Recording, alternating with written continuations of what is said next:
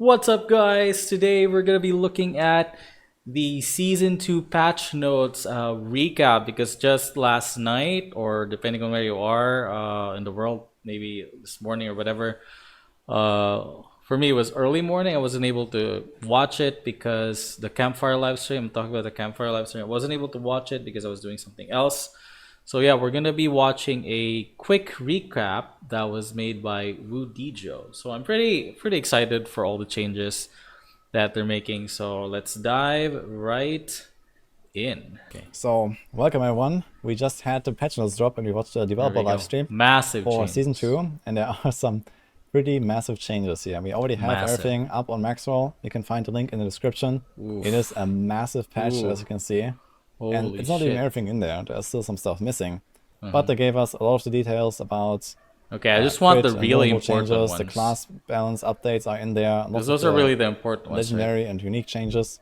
So I'm gonna try to give you like the summary here, and then we're gonna make more dedicated videos for each of the individual topics because there's so much in this patch. Okay, good, But good. TLDR is they really nerfed crit and vulnerable heavily. Okay. So basically the way this works now It's not is gonna be the that, best build anymore. Crit just gives you like a 50% extra multiplier when you crit. Okay. And vulnerable gives you a 20% multiplier, so that's the baseline, 20% basically. And so does overpower. So we have that here. I'm gonna try to find this. Yeah, okay. So basically, all of these different modifiers now Deal have up to 50% a of much your smaller based on your current multiplicative life scaling. percentage. Okay. And instead, the extra bonuses to them are additive damage bonuses, similar to damage to close, or damage like non-physical damage, or physical damage, or these kind of like stats. I would have basically. preferred if they just removed all those, damage to close, damage to far, damage with bone skills, or critical. I would have preferred if they just straight up removed all of those and simplified everything, so that it's not that complicated. But whatever, if it is what it is. They're just additive extra bonuses. However, they did add a bunch of extra effects to start scaling some of those modifiers into multiplicative effects.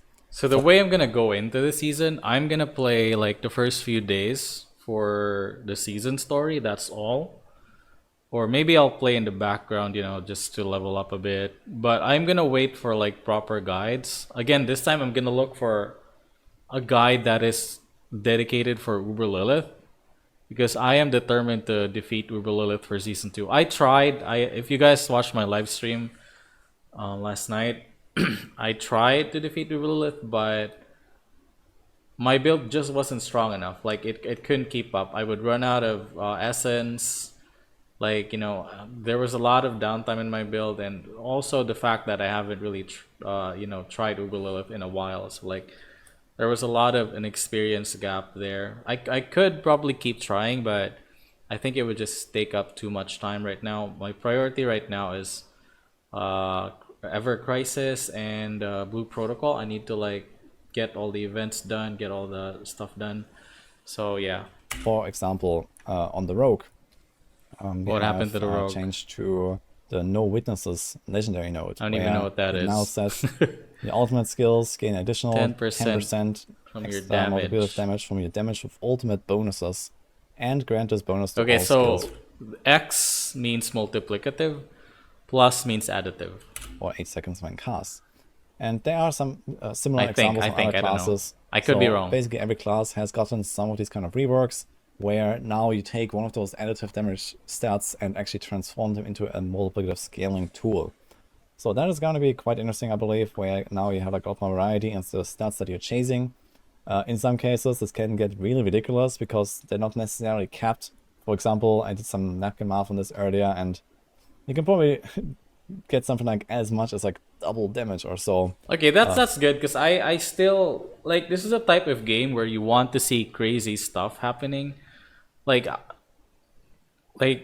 this isn't the type of game where you want everything to be tamed, right? Like there should still be some crazy builds, because this is just a purely PvE game. There's no leaderboards yet. Like if you were to ask me, like someone who doesn't normally play ARPGs or the top-down isometric RPGs, I would prefer this to be like a fun experience, not something that I would like, super grind on or go sweaty on. But that's just me. Like maybe the veterans in this type of genre would prefer the latter, but it is what it is. From just stacking ultimate skill bonus, for example, on this no witness node. So this is one of those examples that can potentially be pretty busted. But there are others like that as well. In general, a few melee strong builds got nerfs. So outside of this crit and vulnerable change, they also tuned down a lot of builds or fixed bugged builds. For example, Bulwark Ooh, is yeah, gone. the bug builds. The Hydra burning bug was gone, but they buffed Hydra to compensate, so that might Okay. kind of even out for most cases. The lucky hit bone prison stuff for Medellin is gone. So yeah, that stuff Yeah, so is all like good. a lot of like I was playing Necromancer season 1, and a lot of the builds that they recommend for Lilith is the bone prison thing with the Mendelin. So that would like kind of one shot Lilith. But yeah, like I think it's still up right now. It hasn't been fixed yet. It will be on the 17th. I could farm that. I think I do have the Mendelin, but I don't know. We will see. I'm not really that, driven to defeat Uber Lilith right now because like I only came back to Diablo just recently because I saw the latest, the stream, the one before this one, and it got me, gave me like good hopes for the game. So I wanted to like finish level 100 at least, finish the season pass, and that I did. But my original goal prior to season 1 was defeat Uber Lilith. That was my goal, but then things were slow. It like I was like demotivated a lot to keep playing the game. So like here we are. I still haven't defeated her, so I will push that goal back into season 2. Hopefully I can defeat her this time. Obliterated, probably. Bone Spear also got a pretty heavy hit. And yeah, we're looking at like a relatively balanced meta now, it seems. Because they nerfed a lot of the builds that used crit and vulnerable together, because those two effects are just way weaker. All of the other builds, especially dot builds and pet builds, are lifted way up. And in general, they That's also good. brought That's down good. the monster power to kind of compensate for that. So they said that the idea is that monster power and the player power is roughly similar to what it was before for the top builds, like those that already use crit and vuln, for example. Okay. This means that all other builds are just way better because the monsters were brought down. That's good. That's So good. that will be quite interesting to see. I think it's going to be a much more balanced meta between different types of builds with different scaling mechanisms, like dot versus crit versus overpower. And we're going to see how this will play out. I mean, to be fair, if you ask me, like, I don't believe that true balance can ever truly be achieved. I believe there's always going to be a meta. I believe that there's always going to be an exact build that is more powerful than all the rest, because that's just how it is. Like, I don't really think it's possible to achieve perfect balance out of everything. So like that's my mindset going forward. So I don't really care about metas. In fact, I kind of love having metas, but to each their own. In terms of the builds themselves, I would say all classes have really good stuff. So Barb in general got some pretty massive updates here, especially with Berserking but now So being I've already made up my mind to play sorcerer for season 2. Hopefully it's good. Hopefully I can beat Uber Lilith with it. multiplicative, plus a bunch of other changes, especially Upheaval got some nice buffs, also through unique items. So definitely looking pretty strong here on the Barb, I think. Overall, there's a lot of really good stuff. Druid lost some of the power because of the Bulwark build, but in general, Druid is still looking really strong. I think Druid was overall fine and had like the overall the Yeah, most Druid good was builds. okay. The and cool that thing looked good. about Druid, I wanted to play Druid for season 1 because Druid is just so fucking tanky. So if you're going for Uber Lilith, you would have more room for mistakes. That's what I was thinking, but then I saw the thing is what made me pick Necro was that I saw a video that wasn't even season 1 yet. I saw a video where they just melted Lilith. So like I was like, oh shit, I gotta try this in season 1. But yeah, like a lot of things happened during those 3 months. I really just was discouraged to keep going pretty much. Probably continue to be that way. They also have some nice new tools with scaling their storm skills, for example. That is here, the Thunderstruck legendary node, for example, that now gives you 50% of the total 50%. amount of close and distant damage bonuses as a new See, multiplier. I wish the close and distant thingies, they were just deleted from the game, because I don't think they're necessary, to be honest. So that is like another equally crazy thing as the no witness thing on the rogue, for example, and a bunch of other nice little buffs for underused passives, etc. So that looks really nice. Necromancer, I mentioned Bone Spear is down, minions are up, and Blood Okay. Bills in general look Bone pretty good. Spear is Both- down, so it's a good thing that I did try Bone Spear this season, because it is pretty strong. It's just that against Uberlith, I need a really, really specific and really perfect build. Because if you don't follow a very specific build, you're gonna get different results. That's why. Both Blood Surge and Blood Lance are expected to be really strong. Shadow builds maybe somewhere in the middle, Bone builds somewhat down. I'm not sure exactly, but maybe Bone Spear will still be relatively good. And a bunch of other things you can do here with some of the changes. So Necros are in a pretty good spot, I believe, also because they benefit quite a lot from the vampiric powers. They've been pretty essentially with, strong, like, extra to be mobility honest. and stuff like that. I think this will Pre-season and season benefit 1. Necromancers the most out of all classes. Rogues, interestingly, they fixed a bunch of bugged builds, but they did not fix the poison builds. In particular, Ooh. Blade Dancer plus Bursting Venoms plus Poison Imbuement So interactions the poison build have is not still been very fixed. strong. In fact, they buffed Bursting Venoms for whatever reason. Holy shit. And with That's dot builds good. just being better than usual, Bursting Venoms No just longer in Black requires Zerg is going critical to be strike. completely out of control. I expect it's Holy going to be the best boss killer in the game. Or I at the kind of least want to near go that. back to Rogue, This is but going to be absolutely I kind of want to go back to Rogue, but I made up my mind before before the game even got released. I want to play a different class every season, and once I finish go around all the classes, that's when maybe I'll quit the game for a long time and maybe come back later. That's the mindset I'm going through with this. busted. So they made it so that Bursting Venoms no longer requires a crit and has a better lucky hit chance. And they didn't fix the Blade Dancer bug where your spinning blades dealt 100% of the poison damage and not just 15 or something. So that is going to be great. Well, it's not in the patch notes, but maybe they did fix it. We won't really know until the game goes live, the patch goes live, right? So we'll see about that. Easy. And on top of all of this, they actually massively buffed Word of Arcan. Rain of Arrows is going to be a thing. I'm really pumped to play that. They gave it a lot of cooldown reduction, and they gave it movement speed, and they gave it ultimate skill damage, and there's also a vampiric power that reduces the cooldown on ultimate skills. You can get down to as little as 27 seconds cooldown on your Rain of Arrows Okay, before arrow build preparation might be procs. cool now. And there's also a new unique that I have previewed where you can reset the cooldown even faster with some pair of boots.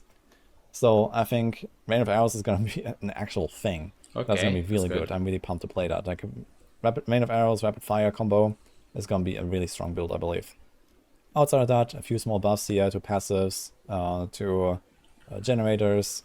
Nothing really too crazy, but Twisting Blades, Poison, and Rain of Arrows looks really interesting. And also some stuff with Victimize passive. They massively buffed Victimize by allowing you to scale the explosion effect with your vulnerable damage bonus. Okay. So you can potentially do some pretty crazy shenanigans with that. But this is something to be explored later. Sorcerer overall looks really good, I think, because also of the resistance changes. I'm going to go into that in a second. Yeah, the resistance But changes are the Sork's biggest got thing a with bunch this of buffs patch. here for burning builds, for example, Incinerate, Firebolt. I guess in general, Sork is looking strong, and also a lot of lighting builds got buffed. So basically, all lighting builds are way better now.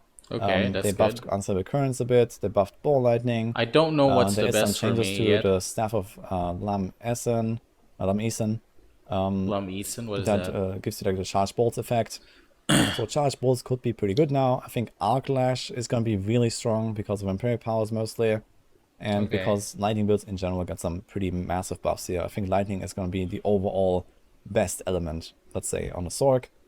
They're looking really strong. But I think that a lot of things are going to be viable. They also buffed, for example, stuff like some of the legendary nodes here, like Frigid Fate and Icefall, are way more offensive. No, I don't know anything about these guys because I never played So Sword. for cold blitz, for example, they also added some extra single target to Frozen In fact, I Orb, don't that really makes even Frozen Orb read the have a notes shorter because I just distance, follow a so guide. that it's easier to target enemies with that.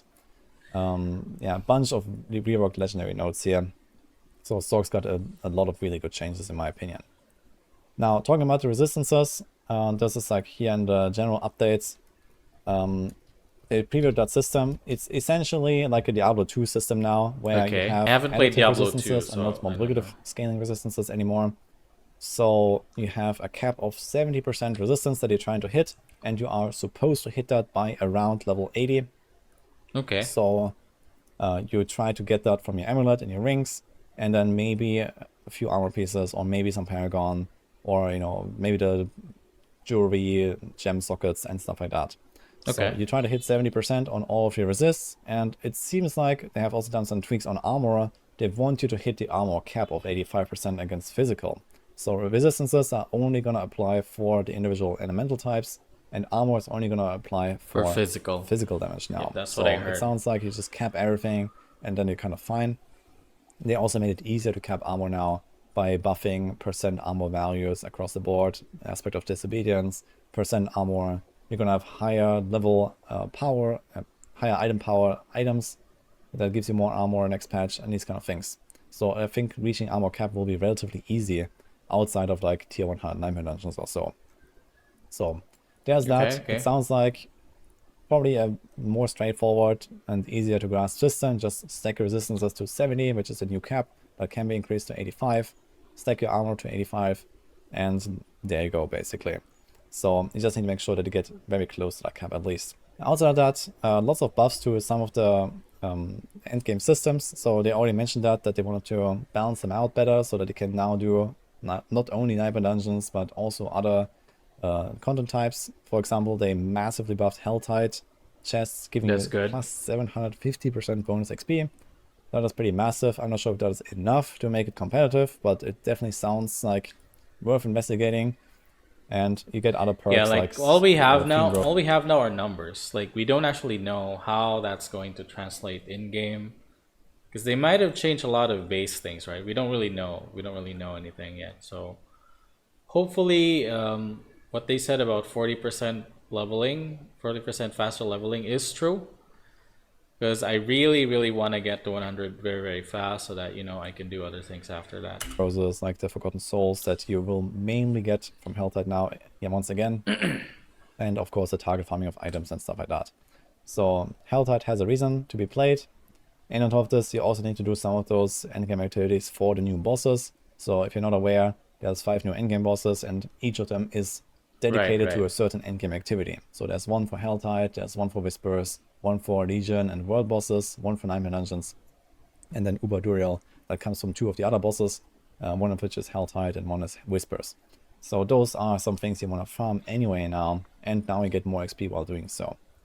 And they also buffed the Whispers pretty massively, especially in World Tier 1 and 2, plus 200% for turning in Grim Favors, and also individual Whispers are much more powerful now.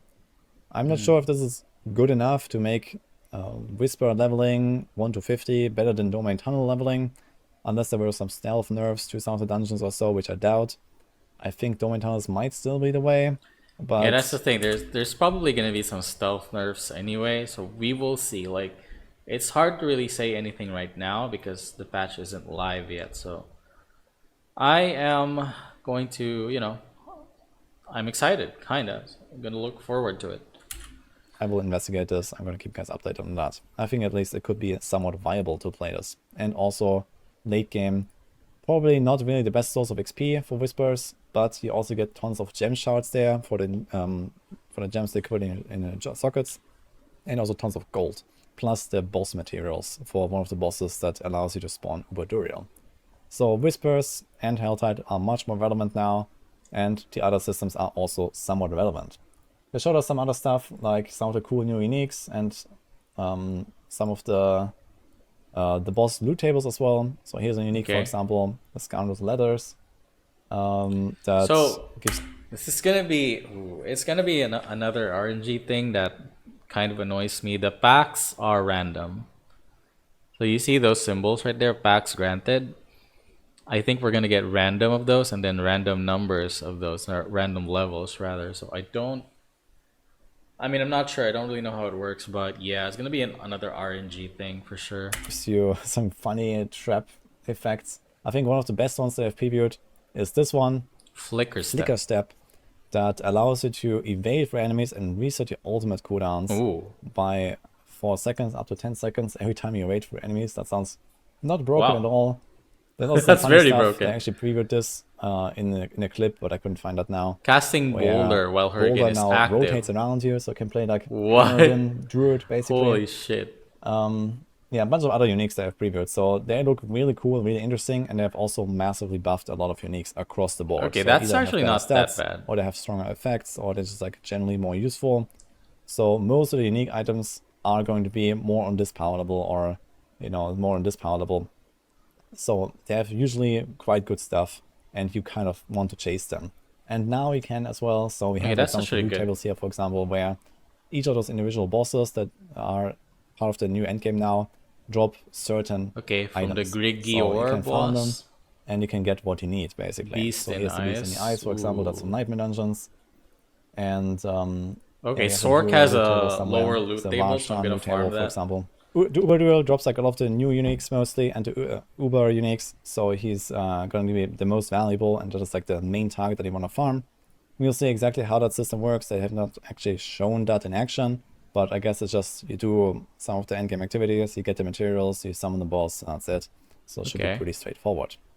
Yeah, outside of that, there's a lot of stuff to unpack here in those patch notes, so I will have to go over them in individual videos, but I think this pretty much covers most of the Most of it, yeah. big That's changes the that are coming important here. changes. Maybe chat can help me. I'm live on stream right now. If there's anything that I missed, but I think we basically got it. So I'm gonna keep you guys updated with a lot of stuff from the individual parts of these patch notes. So there's a lot to talk about with new builds, with how builds change exactly. I'm gonna do a lot of theory crafting in the next days. Yes, So please do, obviously, because stay tuned for that. I'm We're gonna be gonna be following updating the natural guides, guides as well. obviously. So we have a lot of builds here. But I'm not gonna follow and potentially make some new endgame ones. builds from But Max Roll anymore. yeah, we have some work to do here, guys, to bring all of these I think my to, build was right, season 2 but level. I don't So know. let's see.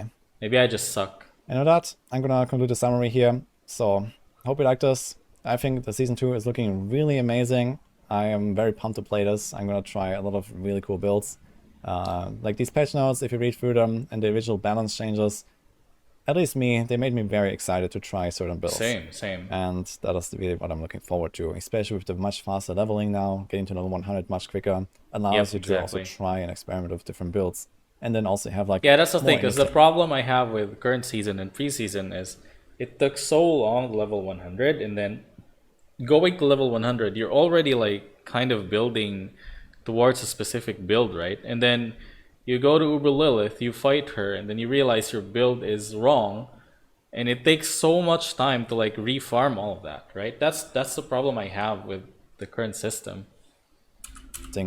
Item progression with like the higher item power ceiling and all that stuff. Yeah, and that's it for the summary. So hope you enjoyed it, and see you guys next time. All right, so pretty nice video. I'm gonna link it in the description below. Go like and subscribe to Woo Dijo.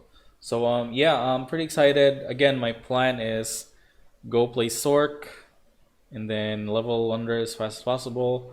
Find a build that isn't like bugged. Is it too bugged or something? There's gotta be bugs, right? Find a strong enough build that can, fight Uber Lilith. That's my goal. So yeah, I'll see you guys in the next video. Bye bye. Let's go.